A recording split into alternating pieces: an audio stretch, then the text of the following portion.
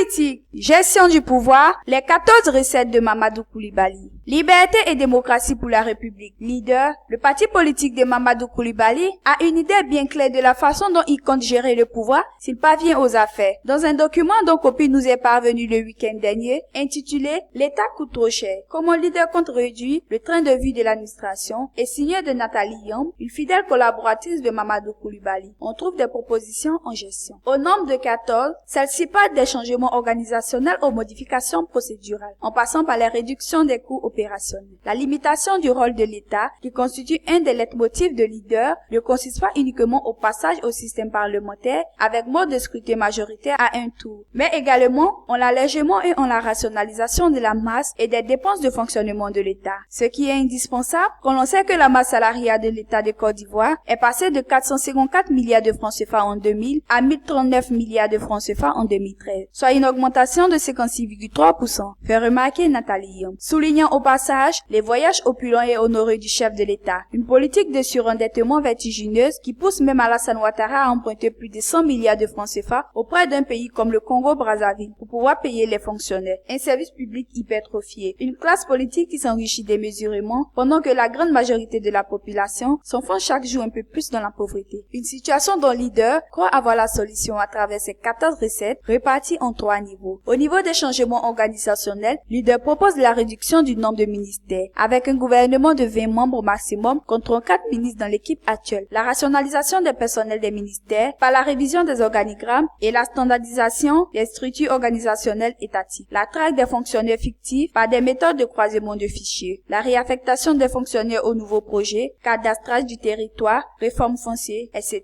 La concentration des efforts de recrutement sur les secteurs de la santé et de l'éducation, accompagnée par un renforcement des structures de santé, d'éducation et de culture à travers les économies réalisées. Au niveau des réductions de coûts opérationnels, Mamadou Coulibaly et les siens pensent à l'éviction immédiate des fonctionnaires identifiés comme fictifs et la saisie des sommes indûment perçues. Leader veut ainsi ramener la masse salariale ivoirienne à la norme de convergence de l'UEMOA qui stipule que la masse salariale d'un pays membre doit être inférieure ou égale à 35% de ses recettes fiscales. Le programme de Leader, dont l'un des piliers est la promotion et la libre entreprise, créatrice d'emplois, permettra une maîtrise plus rapide de la masse salariale de l'État en réduisant les personnes fictives et ou redondantes qui pèsent excessivement sur le budget. La réduction drastique des dépenses d'abonnement au téléphone, à l'eau et à l'électricité pour l'État et ses démembrements. La rationalisation en termes de nombre de déplacements, de durée des missions et de la taille des délégations, des voyages des agents de l'État, président de la République inclus, aussi bien à l'intérieur qu'à l'extérieur de la Côte d'Ivoire. La fermeture de la poste et la redéfinition de ses missions. Le gel du concours d'entrée à l'ENA, École nationale d'administration, mais le maintien du fonctionnement de l'établissement pour la mise à niveau des personnels existants. Le gel des embauches dans les services d'administration générale et financière. Pour le 3e niveau qui concerne la modification procédurale, leader propose, en l'ouverture des services de fonction publique le samedi matin, la rationalisation des procédures et de la durée des traitements des dossiers dans la fonction publique. Le contrôle de l'effectivité du service public à travers des audits et contrôles inopinés par l'inspection générale de l'État. 14 recettes donc qui, aux yeux de Mamadou Coulibaly et ses camarades, devraient permettre à la Côte d'Ivoire de sortir de l'ornière.